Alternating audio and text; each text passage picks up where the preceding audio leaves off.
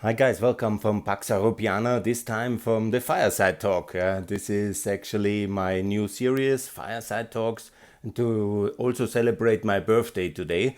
And thanks for all your well wishes. It was really very nice that many of you have fought on Facebook, LinkedIn, on Twitter. I got a lot of positive messages, and thanks a lot for the encouragement.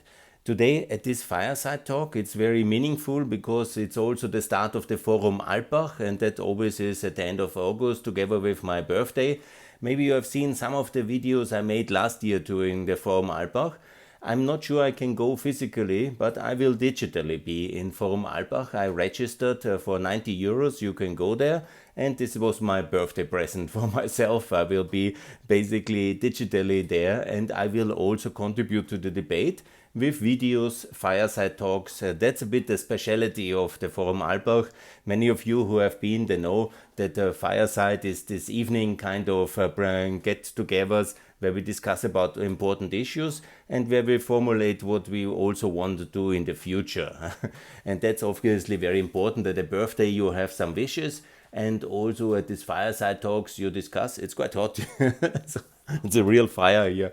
It's actually very beautiful, and I'm grateful I can do this video at this wonderful location. From time to time I will put some new stuff into it, and so keep the fire burning, as we say. So good. What is this all about?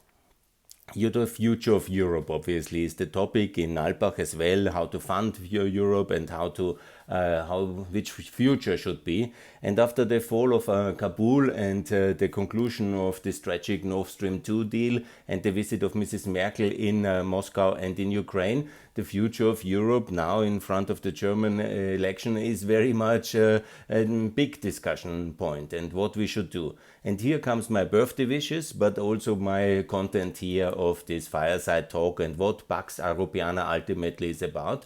That means that the EU is joining NATO, and that all the neutrals and the countries of Eastern Europe who want to join NATO. So that's very important. Ukraine, Bosnia, Kosovo, Moldova, Georgia in NATO.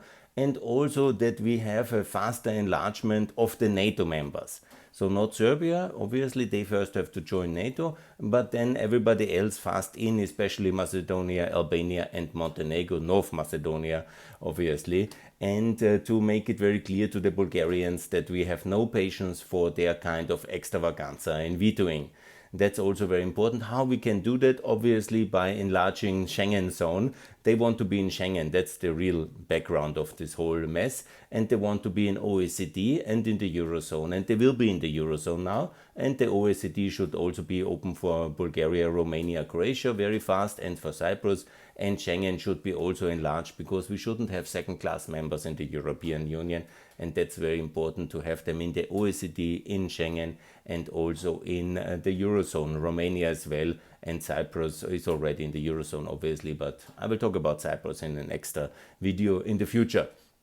So the situation is that this is really very important, and obviously also for my birthday, my special wish that Ukraine recognizes the beautiful Republic of Kosovo. Tomorrow is Ukraine Independence Day, 30 years, so it's very relevant to be a good part of the Western world. That's basically the whole idea of all my videos, that everybody should see the housekeeping. Yeah? Where have you not been perfect in the recent decade? And where in this kind of difficult decade since the great financial crisis, the European countries have, everybody has its peculiarities. Not everybody has done everything perfect, let's be honest. Some think they are wiser than us, like the Hungarians, and work with Russia and reject the Eurozone. So let's get over this and let's close the chapter. Everybody should be in the Euro, everybody in NATO, everybody who wants, obviously, always who wants, nobody is gang pressed into anything, but everybody who wants to be a decent European country should be in NATO, EU and the Eurozone. It's quite logical, yeah? So Romania, please join the Eurozone, and also all the countries who want to join us in the future adopt the Euro. So it's quite logical. It's a very good currency. It works very well. The boat lifts everybody up. And so let's go and let's get going.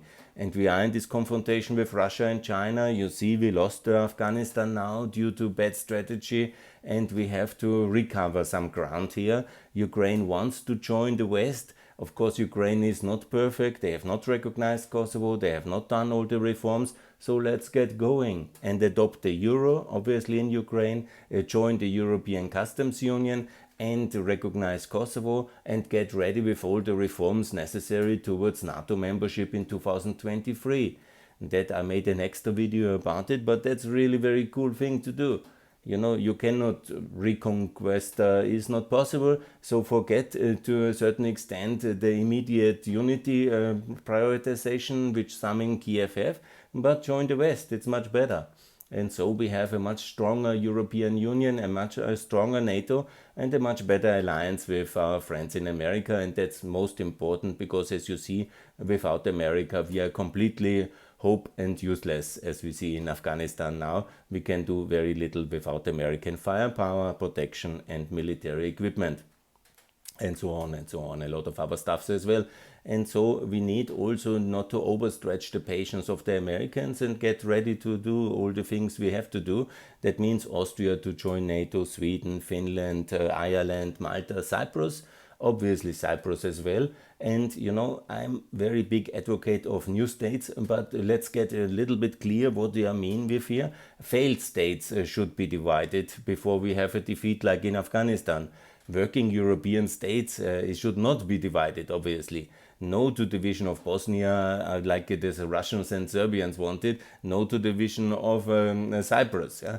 These are all federal states which will be part of NATO and the EU. In the case of Cyprus, it's already. So that's much better for anybody, for everybody there, because they will be very fast and in the European Union, and that's what we should do. And that's why we created the European Union. We didn't create it as a club of rich kind of countries who don't want to have anything with, to do with the rest of the world. But it was the American effort, Fireside, Roosevelt, remember, these were the origin of the Alpbach Fireside talks. The whole Alpbach was created with American support to rebuild Europe and to have intellectuals meeting in this mountainous village to build a better Austria, a better Europe. That's why this European Forum, that's why the Fireside Talks, because they copied it from Roosevelt's Fireside Talk when he made his famous addresses to the American nation to convince them to win the war against Nazi Germany and to liberate Europe. And he did, yeah. So that's basically the origin of all our institutions in Europe post-World War II. And that's the origin for this stable world order which we created. And we would be fools to destroy it.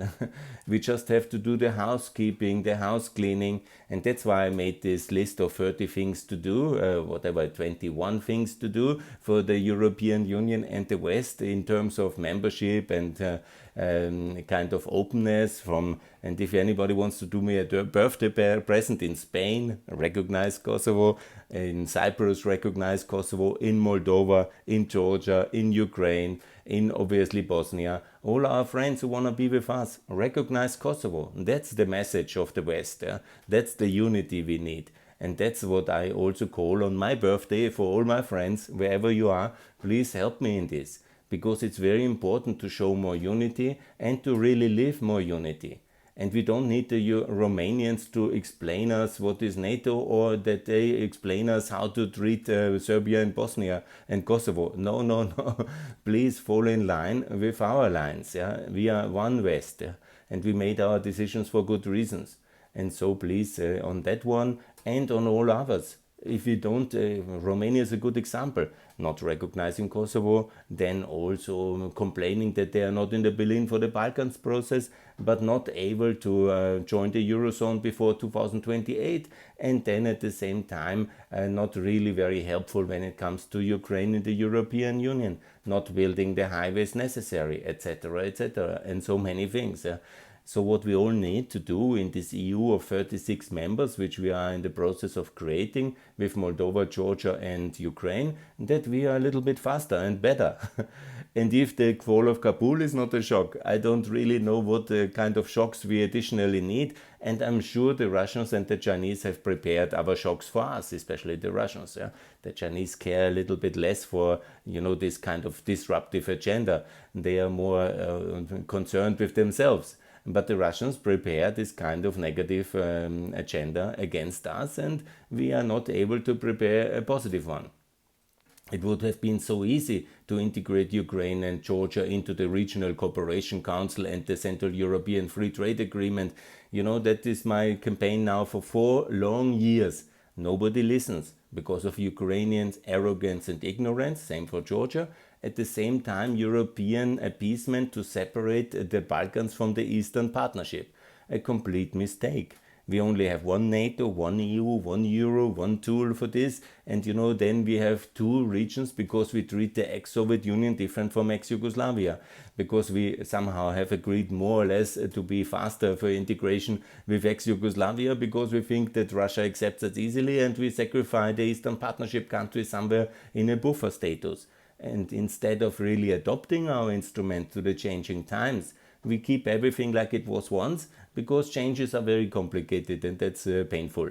And what we should do if we are smart, we should react to Afghanistan's fall by extending the Eastern Partnership towards the Central Asian countries and somehow have a counterweight and also conclude trade agreements with FTAs with Pakistan and Tajikistan and Kyrgyzstan and Uzbekistan first of all, and get Uzbekistan in the WTO. And then we are really more relevant in the area around Afghanistan. We make the countries around richer with more trade, and then they have also more capacity to absorb more of the refugees coming out of the failed state Afghanistan.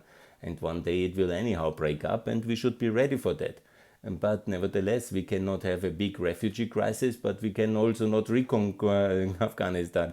So it's much better to make sure that Pakistan, Turkey, and all the countries in Central Asia have this absorption capacity for the millions of Afghans which go in their countries.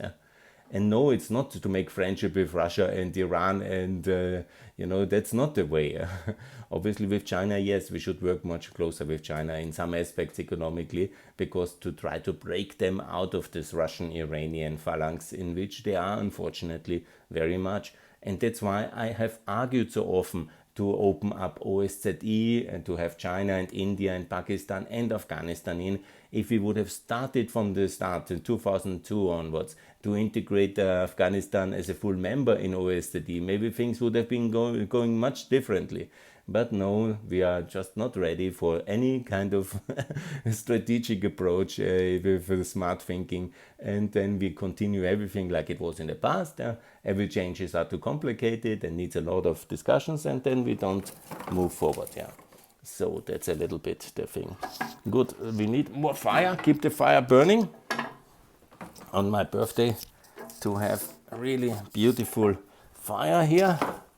And I will just 1 second, bear with me. So anybody who wants to do me a birthday present, please work for the recognition of Kosovo, and if Ukraine could bring that, that would be optimal. Because let's not forget, if anybody compares himself with Serbia, Paul Milosevic, Serbia, that's a really very terrible comparison. If Ukraine compares, for example, the case of Crimea and Kosovo, and that because they are both in a way lost territories for Serbia and for Ukraine, and so they see it like this. They are afraid of secessionism and Russian annexation. But nobody has annexed Kosovo. Maybe the Serbs extremists think that the West has annexed it, but it's not true. We have helped to liberate the people who live there, and they created their own state, and we recognized it.